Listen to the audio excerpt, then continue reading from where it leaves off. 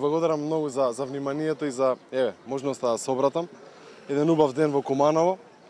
Навистина ми е драго што гледам позитивна енергија. Денеска тука премногу млади луѓе.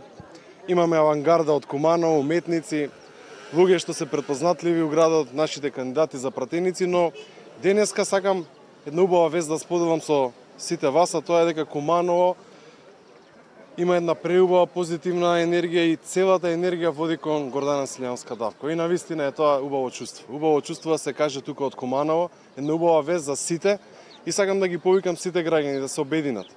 Останува уште многу малце време до првиот круг, но првиот круг е многу важен.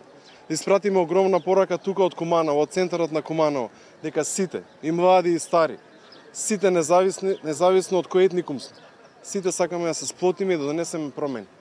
Да донесеме промени за горда Македонија, за Македонија што е навистина европска. Македонија што ќе биде горда за секој еден независно од каде.